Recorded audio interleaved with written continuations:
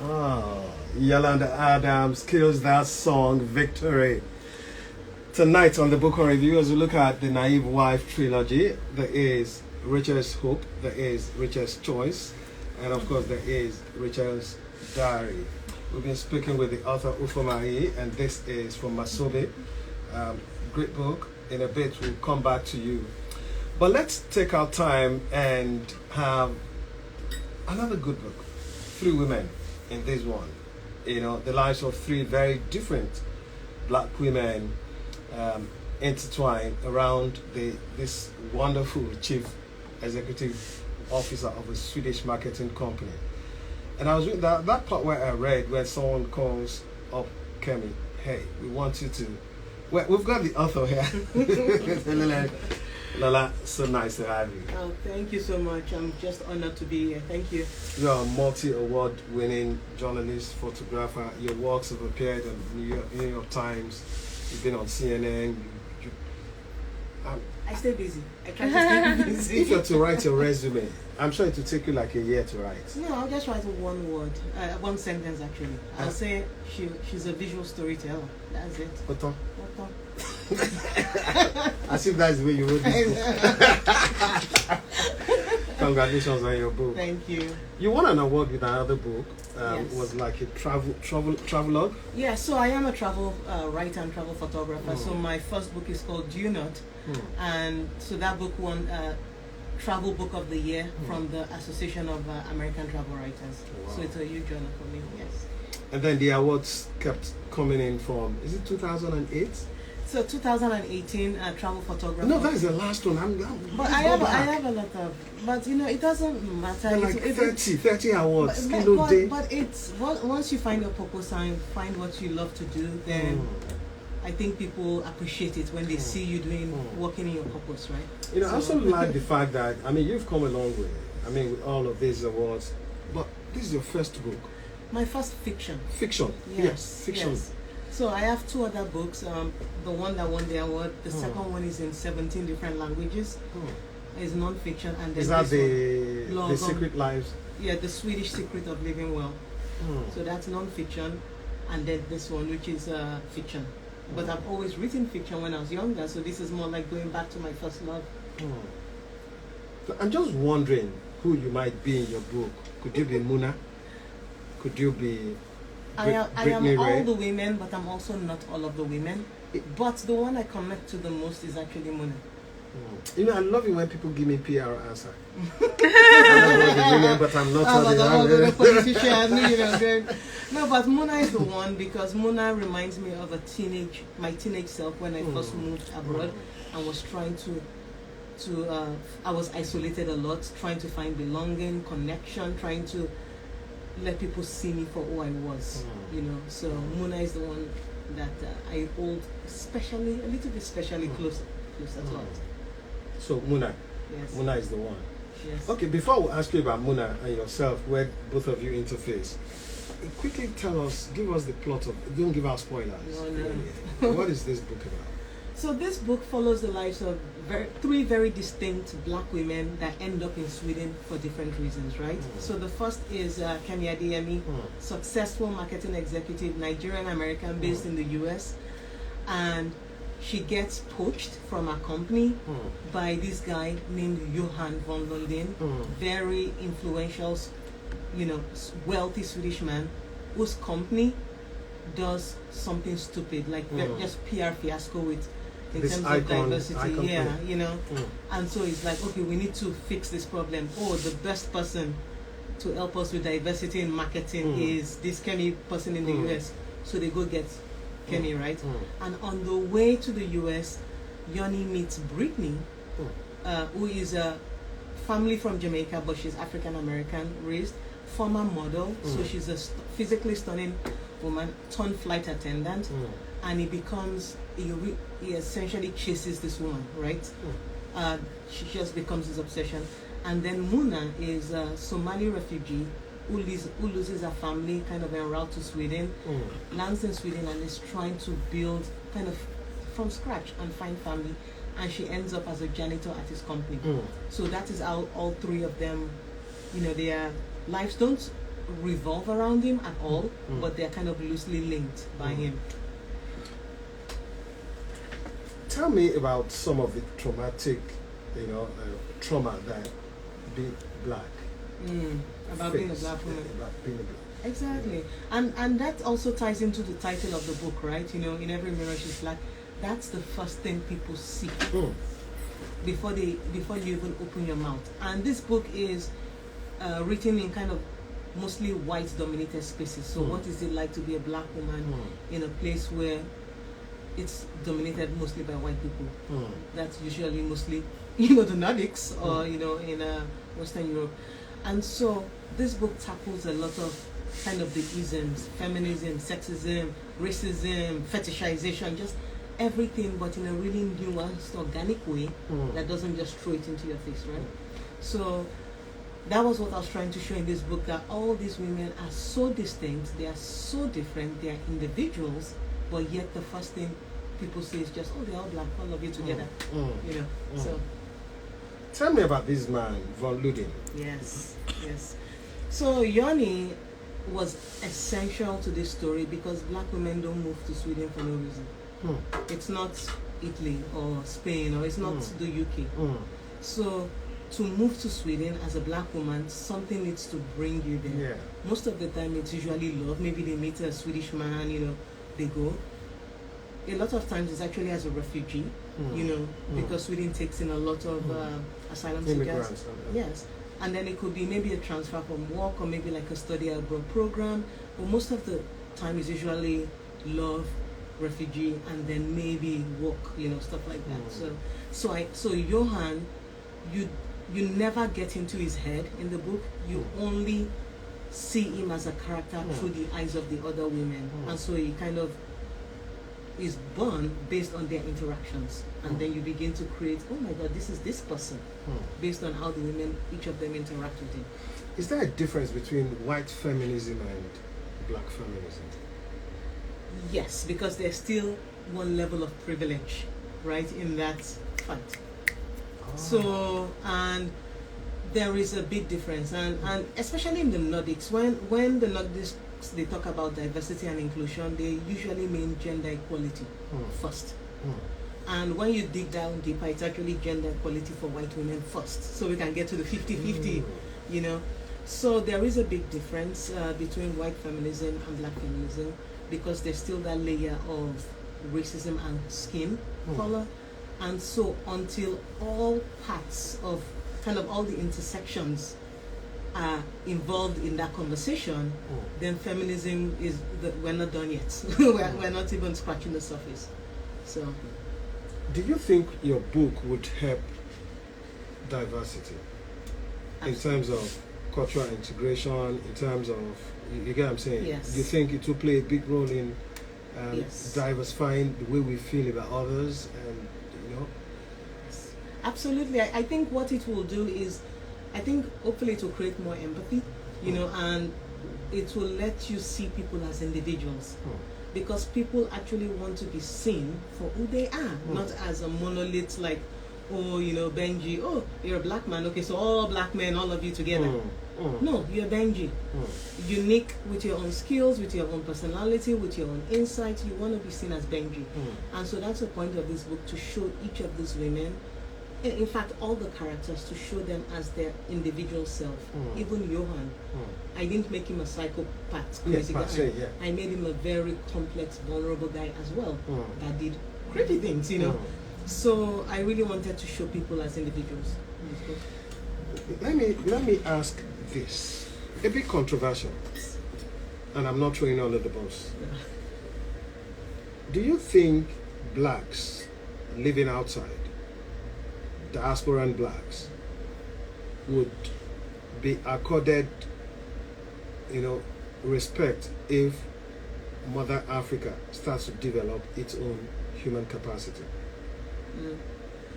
I think that's Do you want me to reframe that? Yeah, no, I think I kind of understand what you mean, but whose permission are we seeking, or whose respect are we? You know what I mean? I think what I'm trying to write is that we don't have to explain. No, this is what I mean. Yeah. That's what I said. Probably I need to reframe that. Yes. We'll talk about diversity. Yes. because essentially, if you take away slave period, let's take that out, because that was the point where people were forced to leave. But what we have as of 2021 is we're not forced, but we want to go out there. You know, Shehu Kuti said something one day that if the whites truly love us the way they claim to love us, they should just throw their borders open for 24 hours. Correct. And he said he would be the only one living in Nigeria. Correct. Every other person would have gone. Correct. So what I'm saying is, I mean, we watch football, we talk about racism. As much as we say it, it's still happening. Yes. Nothing has changed. Correct. Could this be as a result of the blacks not wanting to stay back in Africa simply because our leaders have just become monsters, if I can use that? No, so it's a very loaded question, right? Because it's not one with easy answers. It's not one to say that, oh, if I just stay home, or oh, if we just stay home, or oh, we just want to go.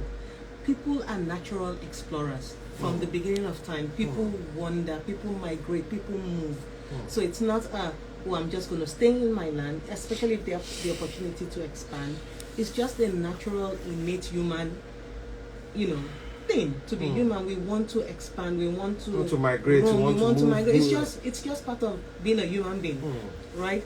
And so when we talk about diversity and inclusion, it's almost like we're not going to somebody else's country and then trying to force them to accept. That's not the point, because those countries are also built by a lot of black people, like a lot of different people of culture, of color, that contributed to building those societies as well.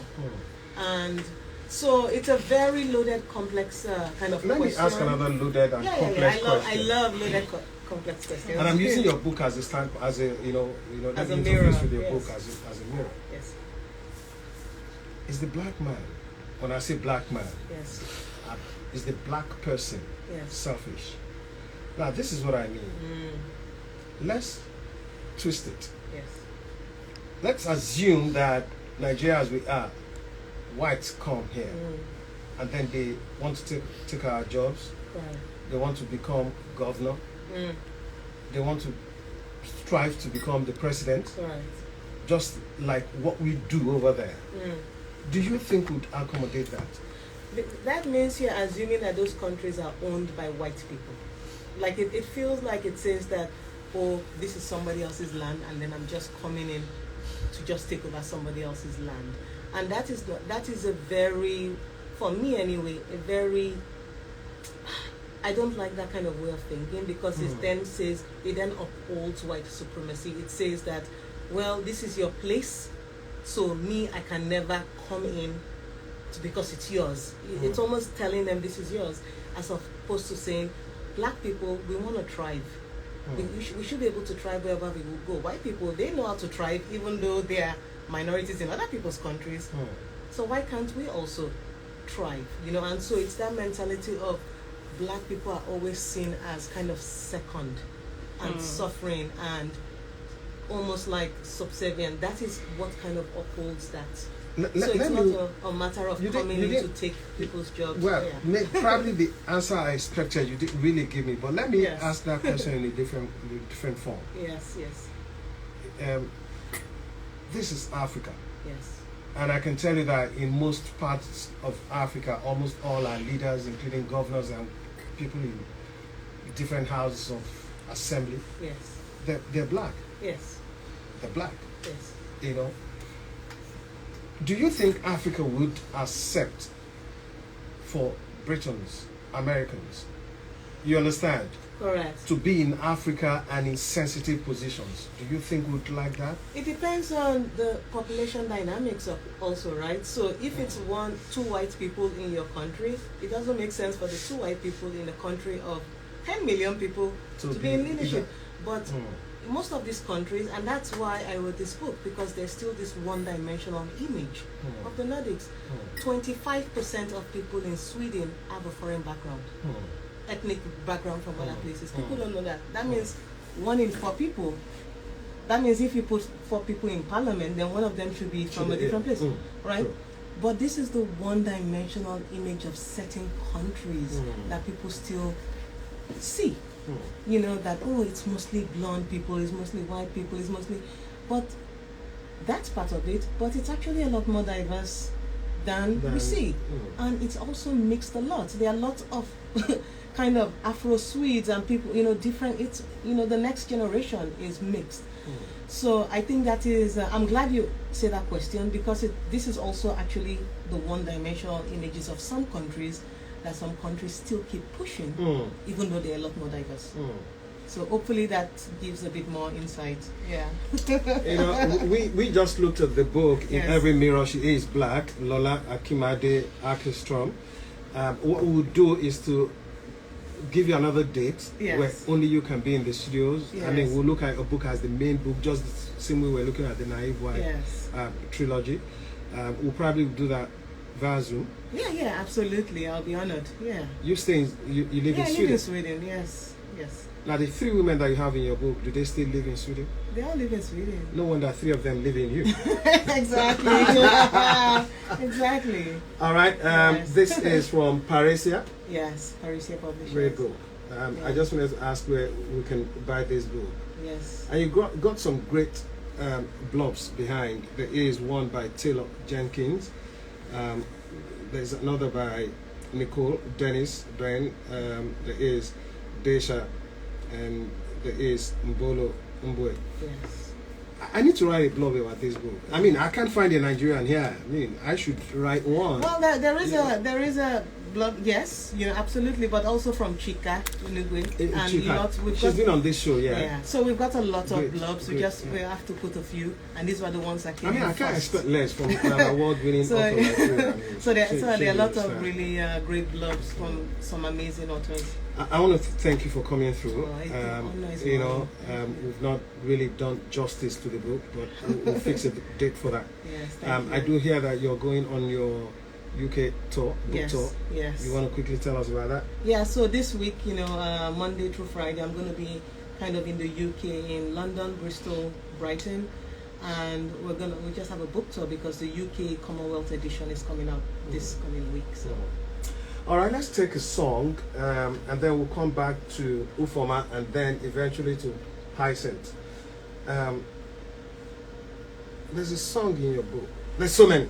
From Ed Sheeran to Pato Rankin. Man, I read everything. I like Pato Rankin. You know, but there's also Stevie Wonder. There is, I mean, now if I ask you to suggest a song, Lola, what song will it be?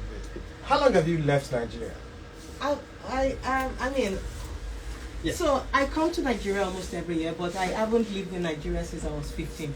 So I've lived abroad since I was 15. So if you speak Yoruba now, which Lola are you? Yoruba and Lola? Yoruba Ondo now. When you saw Yoruba. Upo. Can't you hear me speaking in my Nigerian accent, even after living? So for me, I have a really strong identity. You know, I'm Nigerian. And I say no matter where I live, I just pull the best of it culture to create a super culture for myself as an individual. So, but yes, I am intrinsically Nigerian. King Sunny Ade is from your place. No, isn't that Ibadan or no? I don't. It's not. Is it Ondo? I Yes, don't know. Ondo. See how I embarrass myself. See how I embarrass myself. Okay, suggest a song. Suggest any song. Oh my God. Who will it be? Must be a Nigerian actor. Of course now. Of course. Ay.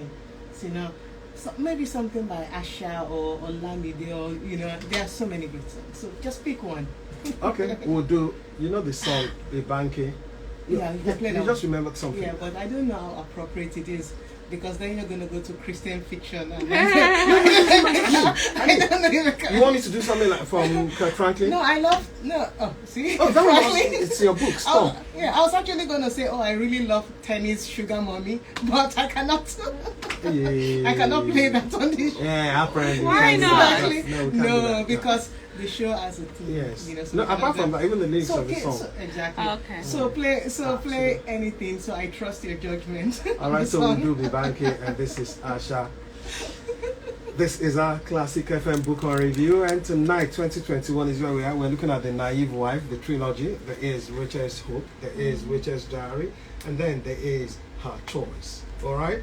We also have looked at In Every Mirror She Is Black, and this one is written by Lola, Akinmade, Åkerström. Åkerström, that's your husband's name. Yeah, Åkerström. Yeah. How do you pronounce it, Ejo? Excuse me. Yeah. Excuse me. Åkerström. Hey. I like that. You know, what do they speak in Dutch? Swedish. Swedish. Yes. Oh man. Man, you know, when we were small, I shouldn't say this on air. I mean, Okay, so they don't shut us down. some of those videos, stupid videos that we saw when we were young. Oh, I know, it's they from are Sweden. Swedish. I know. Did they study that in Sweden? You huh? see, again, that's part of the one-dimensional image. And if you don't, if you're listening to us, if you understand, you understand. You But if you understand, don't, you're on your own. So that's what I'm saying. Those are the image. That's still the kind of the image of Sweden that people, have as well. So we're trying to. But I do know that the economy is doing very well. Yeah, they're trying. Extremely very well. They're trying. Yeah, doing very well. Yeah. All right, stay with us. I want to thank you so very much for coming through. Thank you. Thank you, Yeah. Ahmed. Stop you. I cannot play like. No, I don't know the song, I guess. I love the song. Yes, Shashali, Ashabi. No, the Tenny Sugar Mom. Tenny Shana.